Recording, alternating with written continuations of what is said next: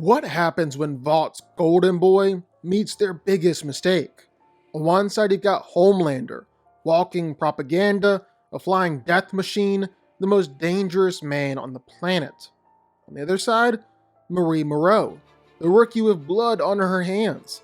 Literally, a soup who can turn your insides into weapons might just be Vaught's next big problem.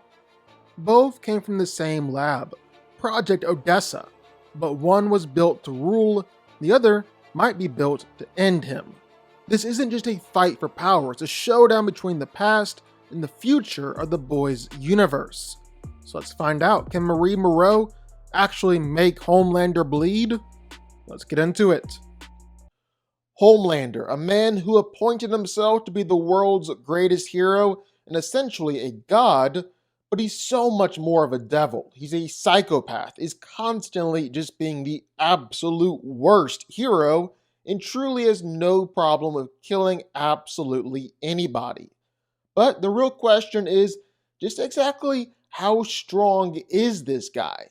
Well, he's quite literally the strongest man in the world, and has never met anyone who's been his physical equal. And I guess you could argue that Soldier Boy exists, but I don't even know if Soldier Boy is his true equal. Sure, Soldier Boy can give Homelander a good fight, but Homelander said it himself. You're just a cheap knockoff. Oh, no. I'm the upgrade. Soldier Boy can injure him, can blow him up with those explosions that would also theoretically depower him, but in a straight up fight, Homelander is still winning that one. He was still winning that one. He truly is the strongest hero out of the bunch and the strongest man alive. And while Homelander's fights in the past haven't really been the most impressive, the most that you can honestly say for them is city block level. There's an argument that Homelander is actually city busting at the very least.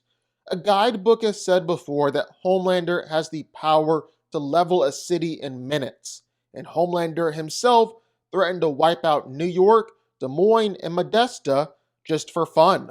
So take it for what you will. We've never actually seen it, but it's definitely hinting that Homelander is strong enough to straight up destroy cities if he really wanted to. Bottom line, Homelander's pretty strong. And so if that's how strong Homelander is, well, how tough is he? That's a little bit more up in the air. Not really because he's not durable, but just because it's hard to say that he's ever really had his durability tested before. He's bulletproof, was unscathed by a bus and rubble crashing down on top of him, but the guy is obviously intended to be invincible. It was said that if Homelander ever turned against America or turned against Vought, they'd have no way to take him down. It was also said that there isn't a weapon on Earth that they haven't thrown at him. They all failed. Obviously, this is including nukes. So just from those statements, Homelander is incredibly tough. But of course, there are things that can injure him. Soldier Boy was able to give him bruises with his punches. Queen Maeve even broke his nose with a hit. At best, you can scale Homelander up to multi-city block in terms of durability, considering that he did survive a multi-city block explosion at the chemical plant. Honestly, he's probably way tougher than this because, well, he did survive it, and survived it relatively unscathed for the most part. And another thing is, just like Homelander doesn't have a ton of durability feats, doesn't really have a ton of speed feats. I mean, in fact, I don't think we've ever even seen Homelander's speed in a fight, except maybe like once or twice. That being said though, he really is pretty fast when he's just flying around. He's regularly flown at Mach speeds, even reached up to Mach 5, while saving Butcher from that C4 explosion, which is looking like his top speed.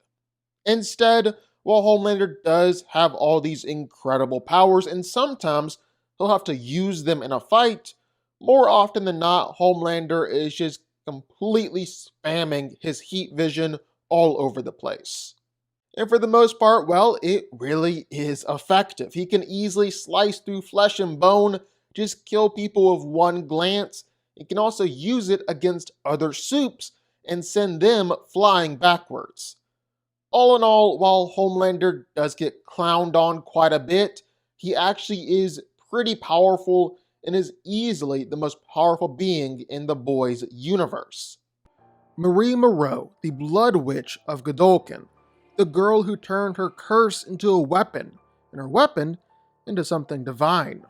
Born of powers that cost her everything, Marie learned to control the one thing that connects every living being: blood. For years, she feared it. But now, the world needs to fear her, because Marie doesn't just manipulate blood, she commands life itself. Let's start with what makes her so dangerous: chemokinesis, the psychic ability to control, weaponize, and reshape blood at will. She can pull it from her own veins, shape it into blades sharper than steel, and launch it like a sniper round.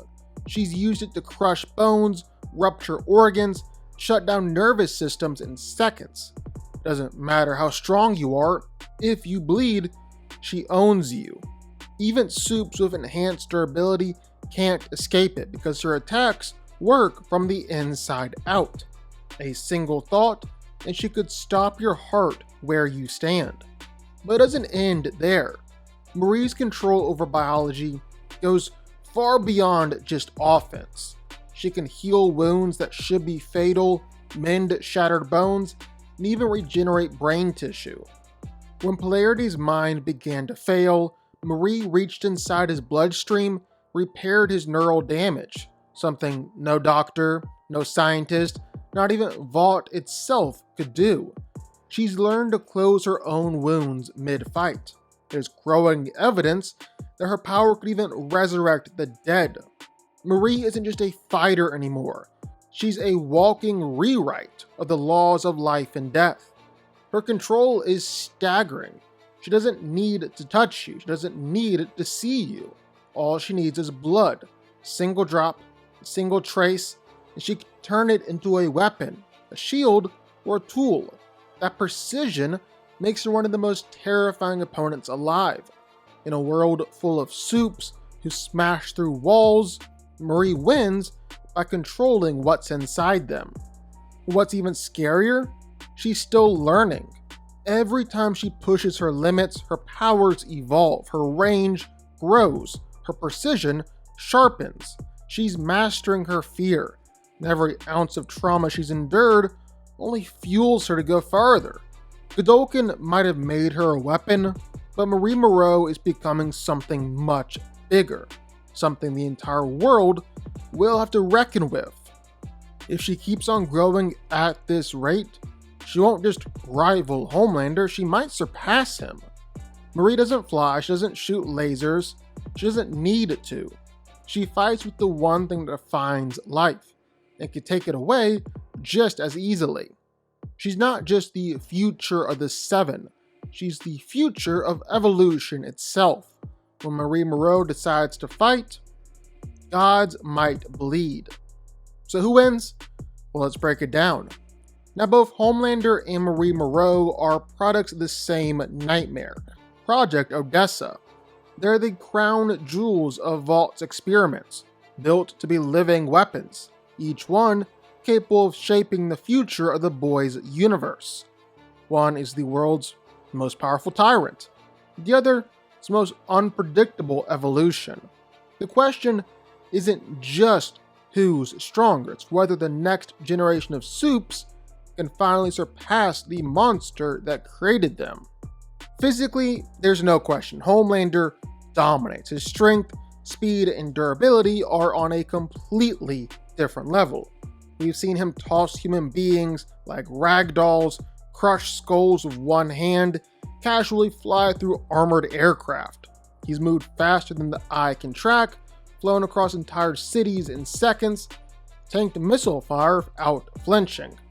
His heat vision alone can vaporize human bodies in a heartbeat, and it's strong enough to burn through reinforced steel blast through soups who are supposedly indestructible.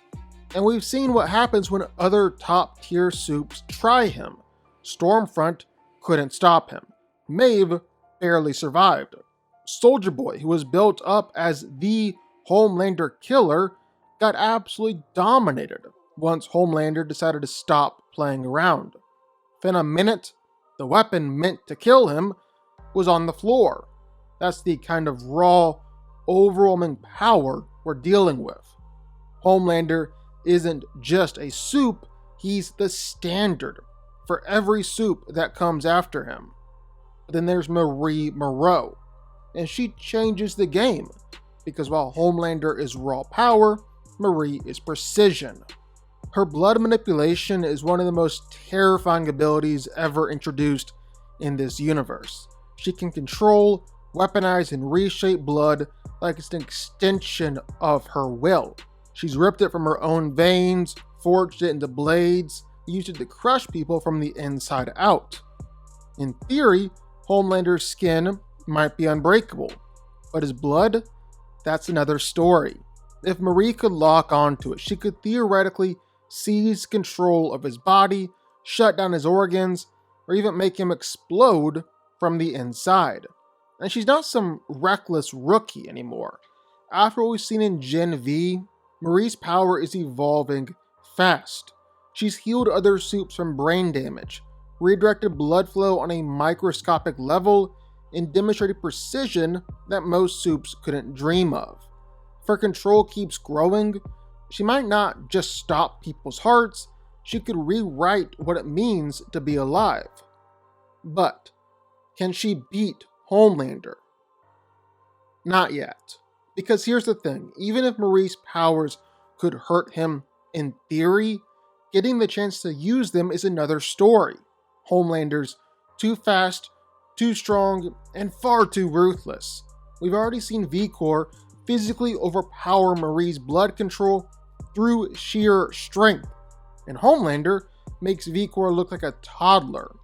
One sonic boom, one burst of heat vision, and Marie doesn't get time to think, let alone concentrate. And unlike most soups, Homelander doesn't hesitate. He doesn't give people chances. That's not to say she couldn't push him.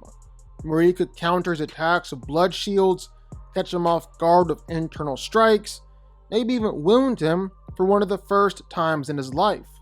But until we see her land that kind of hit on someone like Homelander, though we see him being that caliber actually go down, the crown should still stay on his head. Marie is evolution. Homelander is still the apex predator. She might represent what's coming next, but he's still the mountain everyone's trying to climb. So for now, and probably not for long, Homelander wins.